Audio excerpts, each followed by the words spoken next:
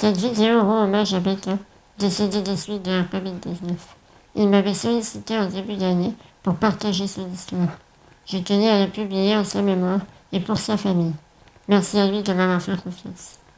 Bonjour, je m'appelle Hachmi Benibka, j'ai 52 ans, je suis né en Algérie. Ma passion c'est la couture. Tu me lâches? Après tant d'années de mariage, tu me lâches maintenant? Maintenant je te lâche. Hein?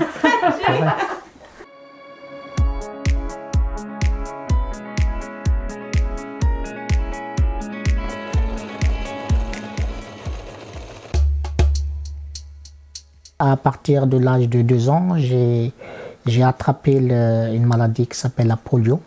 C'est une poliomyélite. À l'époque, mes parents ne savaient pas ce que c'était. Ils avaient cru que j'avais la grippe. J'avais une très forte fièvre. Elle a duré 1 semaine, 15 jours. Le médecin leur a répondu que c'est trop tard. Votre fils, il est handicapé, on ne peut rien faire pour lui. Il faudrait qu'il se fasse soigner à l'étranger. À l'époque, oui, c'était très connu, oui, même ici en France.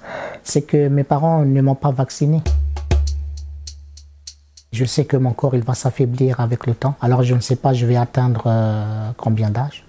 60 ans, 70 ans. C'est surtout les problèmes respiratoires et les problèmes musculaires aussi. Il n'y a pas de traitement, il n'y a pas de médicaments, rien du tout. Ils m'ont fait plusieurs vaccins déjà.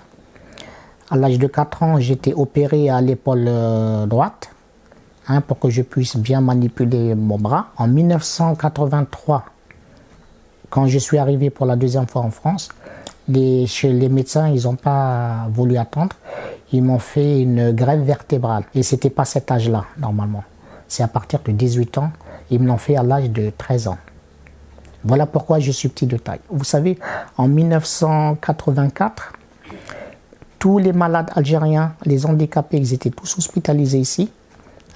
Ils ont été rapatriés parce que la sécurité sociale algérienne ne voulait plus payer. Donc les médecins, ils ont bien fait de m'opérer parce qu'à l'heure qu'il est, je ne serais pas en face de vous. Je serais mort et je n'aurais pas eu d'enfant. J'ai commencé la couture à l'âge de 18 ans. J'ai eu un diplôme, mais je ne voulais pas faire la couture. C'est pas moi qui ai choisi la couture, c'est la couture qui m'a choisi. Moi, à l'époque, je dessinais. Le centre où j'étais, il n'y avait pas de professeur de dessin. Ils ont ramené un professeur de couture, on m'a dit, on va vous lancer dans la couture. Je dis, oui, mais je ne suis pas intéressé, comment je vais faire, je n'ai pas mes pieds. J'avais la table qui était, si tu veux, basse, et les ciseaux bien tranchants. Je faisais la coupe, je mettais les épingles, je cousais, je repassais aussi. Et voilà, c'est venu comme ça tout seul.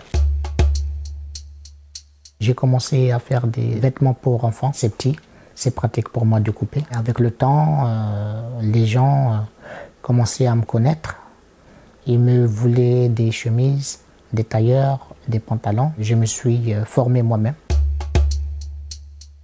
J'ai arrêté la couture quelques années pour faire du commerce, pour faire autre chose. Et c'est ma femme qui m'a dit « Pourquoi tu ne reprends pas la couture ?» Je dis « Quelle couture? Qu'est-ce que tu veux que je fasse ?» Elle m'a dit « La couture traditionnelle. » Elle était invitée dans un mariage et il lui fallait une robe. Et les robes étaient chères. Elle avait un coupon de tissu. Elle m'a dit « Pourquoi tu ne me fais pas une robe ?»« Ah oui, qu'est-ce que tu veux comme robe ?»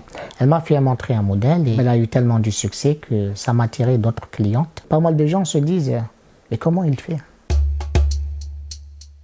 Ça dépend de quelle robe. Si je me mets avec Karima, en 2 jours, on peut réaliser une robe. Maximum 3 jours, en une journée aussi, si elle est simple. Il fallait habiller la mère, la sœur, la nièce. On faisait un travail forcé, pourquoi? Pour tenir parole. À force de travailler jour et nuit et satisfaire les gens, je me suis oublié, j'ai bousillé ma santé. J'avais besoin de soins médicaux. En venant en France, j'ai arrêté. Là, je guide ma femme. Je la guide et c'est elle qui fait la couture. Mais maintenant, on fait surtout des retouches que des robes. Parce qu'ici, il n'y a pas de demande. Elle est venue chez moi. Elle voulait que je lui donne des cours de couture. Et au fur et à mesure, il y avait des tic-tac, des palpitations et tout. Nous avons 4 enfants. Karima, au début, ça a été difficile pour elle de m'accepter. Il a fallu beaucoup de temps pour qu'elle m'accepte tel que je suis. Mais elle a vu en moi un homme pas comme les autres. Quand j'étais jeune, c'était différent. Je ne l'assumais pas vraiment beaucoup. Je voulais faire montrer de quoi que j'étais capable. Des fois, je me disais, on a l'impression d'être des extraterrestres. C'est pas nous qui sommes différents. C'est eux qui sont différents. Ça commence à changer. Être en sans-papier, vous savez, vis-à-vis de l'État, c'est être hors la loi. C'est un deuxième handicap, oui. Parce qu'on est à part. Nous sommes sans ressources. Il y a certaines choses qu'on veut faire et on ne peut pas les faire parce qu'on n'a pas du titre. Le passé, c'est le passé. On ne peut pas reculer. On ne peut pas refaire le passé. Il faut aller vers l'avant. Marche arrière, il n'y a pas. Ça n'existe pas. Des fois, je me dis, une Ferrari, elle est belle. Mais lorsqu'elle n'a pas de moteur, elle ne sert à rien. Vivez pour vous, mais pas pour les autres. Être soi-même. Je suis fier de ma femme et mes enfants. Et c'est pour moi le plus important.